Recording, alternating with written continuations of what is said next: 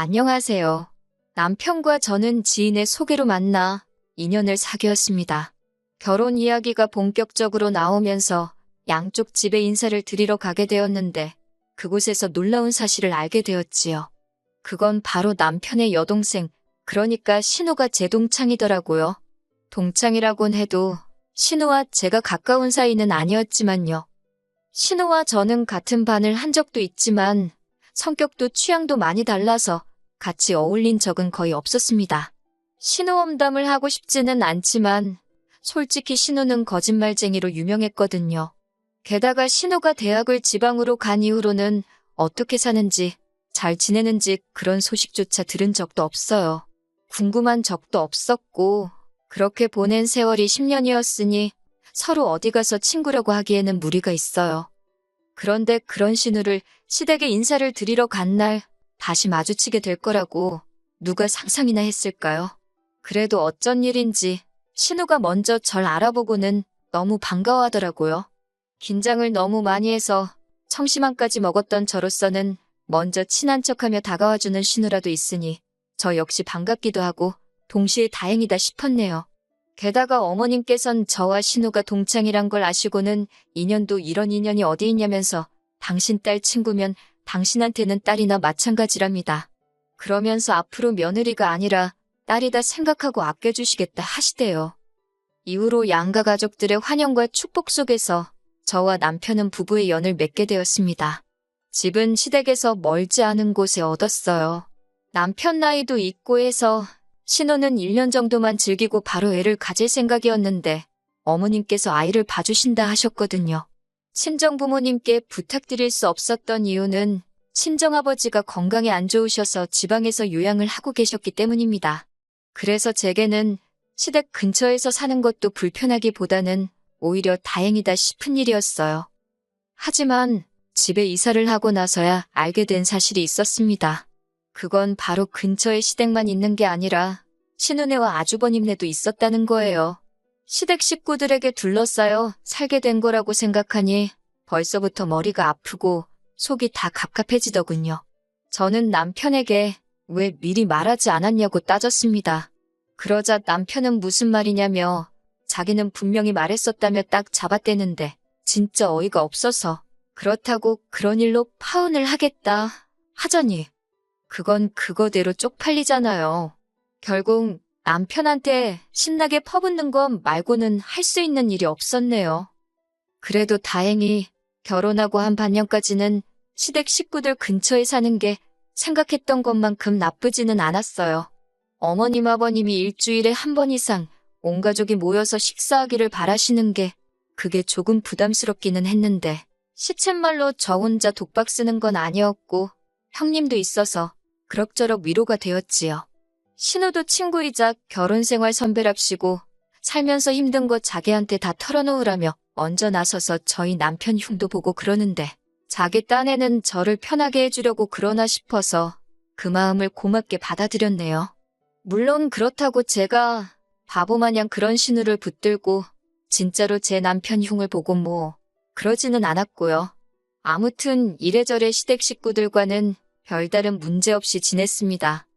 하지만 그런 시댁 식구들과 불편해지게 된 계기가 있었으니 처음 사건이 있었던 건 바로 제 생일이었어요.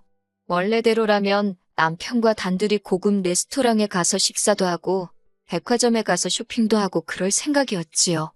그런데 어머님께서 생일인데 가족끼리 모여서 식사를 해야지 왜 둘이서만 나갈 생각을 하느냐고 서운하다셨습니다. 솔직히 제 입장에서야 생일만큼은 남편과 단둘이 오붓하게 보내고 싶었지만 시집 온 지 1년도 안 된 며느리 입장에서 생일만큼은 따로 보내자 소리를 하기가 쉽지는 않았지요. 결국 일이 있는 아주버님과 형님을 제외하고 세 가족이 모여 식사를 하게 되었습니다. 말이 나와서 말이지만 제 생일은 그저 핑계였을 뿐 제 의견은 하나도 중요하지 않더라고요. 식당도 메뉴도 전부 다 아버님이 하시고 싶은 대로 정해졌으니까요. 아버님께서 오랜만에 양고기가 드시고 싶다 하셨는데 저는 양고기는 냄새 때문에 원래 잘 안 먹습니다. 제 생일이기도 하니 제가 양고기는 다음에 드시고 오늘은 다른 거 먹자고 했어요. 그런데 남편이 그냥 양고기 먹으러 가잡니다. 모처럼 어머님 아버님 모시고 외식하는 건데 드시고 싶다는 거 먹으러 가는 게 좋겠다나요? 어이가 없고 속도 상했습니다. 남편도 제가 양고기를 먹지 않는다는 걸 잘 알고 있었으니까요. 결국 다들 양고기 타령은 해대지. 저는 힘없는 며느리일 뿐이지. 이래저래 짜증만 솟구쳐서 이럴 거면 차라리 집에서 혼자 물마른 밥에 김치나 먹었으면 좋겠다 싶더라니까요. 안 간다 할 수 없으니 울며 겨자 먹기로 따라갔습니다. 아니나 다를까 입에 안 맞아서 못 먹겠더라고요. 그러자 어머님이랑 신우가 한다는 소리가 생긴 거랑 다르게 되게 예민하답니다. 걱정해주는 말투긴 했지만 제가 꼬인 건지 곱게 안 들리대요. 그렇게 식당에서 한창 식사를 하는데 신우가 갑자기 맞다 그러더니 가방에서 주섬주섬 뭔가 꺼내서 저에게 주더라고요. 열어보니 그 안에는 명품 브랜드의 지갑이 있었습니다. 그러면서 한다는 말이 너 이런 거 못 들어봤지? 그러는 거예요. 황당한 제가 못 드는 게 아니라 필요가 없어서 안 사는 거라고 한마디 했습니다. 그런데 남편이 제 옆구리를 쿡 찌르며 그냥 고맙다고 하고 받으면 되지 왜 주는 사람 민망하게 그러냐입니다. 어머님 아버님께서도 못 들어봤건 안 들어봤건 당신 딸 덕분에 제가 명품 지갑도 가져보는 거 아니냐며. 저더러 복도 많답니다. 이렇게 며느리 생일을 챙겨주는 시부모도 흔치 않은데 올케 선물까지 주는 신우도 있고 저더러 우리 며느리 좋아서 기분이 째지겠다며 저것 봐 입 찢어지네 그러더라고요. 정작 저는 신우의 말과 어머님의 자화자찬에 있는 대로 빈정이 상하는 상황이었는데 말이지요. 그리고 한편 역시나 양고기는 제 입에 맞지 않았고 저는 결국 5점도 못 먹었습니다. 그런데 다른 사람들은 얼마나 잘 먹었는지 꺽꺽 트름을 해대느라 난리대요.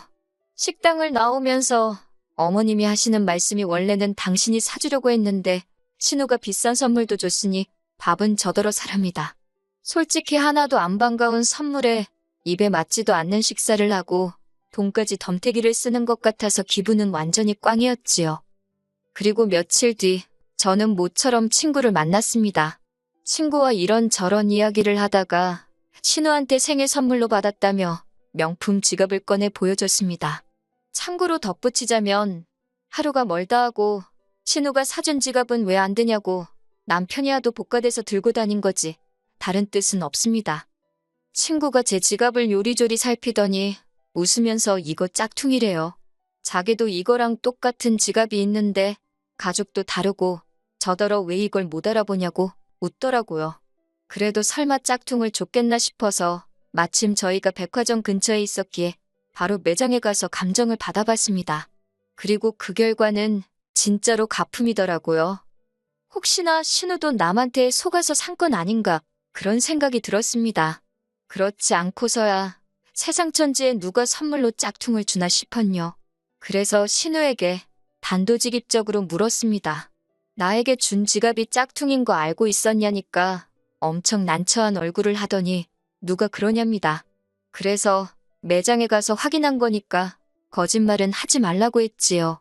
그러자 신우가 한다는 소리가 저더러 자기가 준 진품은 어디다 팔아치우고 짝퉁을 가져온 건 아니냐입니다. 사람이 평소에 뭘 보고 듣고 하면 저딴 생각을 할 수 있는 거지. 그런 생각이 다 들더라고요. 말 같지도 않아서 신우더러 쪽팔린 줄 알라고 사부쳤습니다. 이후로 한동안 신우와 저는 서로 연락을 주고받지 않았습니다. 그날 이후로 신우나 저나 감정이 있는 대로 상했기 때문이지요. 그러다 다시 신우를 마주하게 된 건 어머님 생신날이었습니다. 저는 어머님의 생신 선물로 실크 스카프를 준비했습니다. 남편이 어머님이 오랫동안 가지고 싶어 하시던 브랜드라며 힌트를 줘서 비교적 쉽게 고를 수 있었어요. 그런데 이게 웬일이지 신우도 남편처럼 자식이랍시고 어머님이 뭘 갖고 싶어 하시는지 정도는 기억을 하고 있었던 모양이에요. 신우도 제가 준비한 스카프와 똑같은 걸 들고 왔으니까요. 솔직히 상황이 어이없고 당황스럽긴 했지만 어머님 입장에선 두 자식 모두 당신이 갖고 싶어 하던 걸 기억해줬다 싶어서인지 기분이 매우 좋아 보이셨습니다. 그때 신우가 그럼 자기 건 바꿔오겠다고 하더라고요. 어머님도 그러라 하셨고 그런데 제가 화장실을 다녀오다가 어이가 없는 상황을 목격했지 뭐예요. 신우가 자기가 사온 스카프하고 제가 어머님께 드린 스카프를 바꿔치기를 하고 있더라고요. 어이가 없어서 지금 뭐하냐고 소리를 쳤더니 신우가 놀래가지고는 비명을 꽥 질렀습니다. 그러자 부엌에 모여있던 어머님 아버님과 남편 그리고 신우 남편까지 거실로 나왔고 신우가 쪽팔린 건 아는지 이도저도 못하고 서 있더라니까요. 제가 신우더러 아가씨 지금 방금 뭐 한 거냐고 왜 스카프를 바꿔치기를 하냐고 따졌습니다. 그러자 신우가 자기가 언제 그랬냐면서 그냥 진짜 똑같은 건가 한번 확인해 본 거래요. 그런데 순간 신우가 또 시어머니 선물이랍시고 짝퉁을 사왔나 보다 하는 생각이 퍼뜩 들더군요. 자기가 사온 짝퉁을 자기 어머니가 쓰게 두고 가고 진짜인 내 걸 지가 챙겨가려고 했구나 싶더라고요. 도둑이 별건가요? 남이 거 가져가면 그게 도둑이지. 제가 신우 손에서 제가 사간 스카프를 뺏었습니다. 그리고는 제 물건에 손 떼지 말라고 했지요. 그러자 그 모습을 본 어머님께서 저더러 왜 신우한테 그런 식으로 행동을 하냐입니다.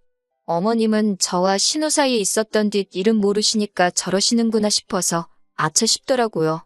저는 어머님께 죄송하다. 그런데 저번에 신우가 준 지갑이 가짜였다. 그런데 신우는 자기가 준 진짜를 제가 가짜로 바꿔치기 했다고 하더라. 제가 못하러 그런 짓을 하겠냐. 그런데 이번에도 신우가 또 가짜를 사와서는 진짜인 제 거랑 바꿔가려는 것 같다고 사실 그대로 말씀드렸네요. 그러자 옆에서 듣고 있던 신우가 대뜸 억울하다며 울어버리대요. 어이가 없어서 무슨 초등학생도 아니고 울면 장땡인가요? 그런데 한참 듣고 계시던 어머님께서 저더러 가짜냐 진짜냐 그런 게 그렇게 중요하냐입니다.